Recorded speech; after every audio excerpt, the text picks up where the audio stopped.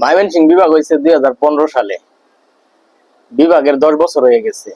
আমাদের সাথে তখন যুক্ত হয়েছে না কিশোরগঞ্জ আর হচ্ছে টাঙ্গাইল। তা আমরা তারা ছাড়াই আমরা বিভাগ লিয়ে লইছি। আজ থেকে 10 বছর আগে বিভাগ হয়ে গেছে। তে গতকালকে ময়মনসিং এর সাথে টাঙ্গাইল এবং কিশোরগঞ্জে যুক্ত করছি। তা আমরা তো ভাই দরকার নাই। বৃহত্তর ময়মনসিং এর অংশ আছে টাঙ্গাইল আর হচ্ছে কিশোরগঞ্জ। তা আমরা পুত্র ঘরের আগেই ইয়া করে দিছি, ত্যায্য করে দিছি। এখন এই দুই ত্যায্য পুত্ররা আবার আমরা ঘরে পাঠাইছে কেডা? ইউনূস সরকার। তা আমরা তারা জোরে আনছি না। ও আইজগা হঠাৎ করে ফেসবুকে দেখি এক লোকে কইতাছে ময়মনসিং যদি টাঙ্গাইল রে ছাড়া না চলবার পারে টাঙ্গাইল রে বিভাগ ঘোষণা করিয়া ওই বিভাগের আন্ডার হলে ময়মনসিং যাইতো। তা আমরা কি তোরা জোরে আনছি?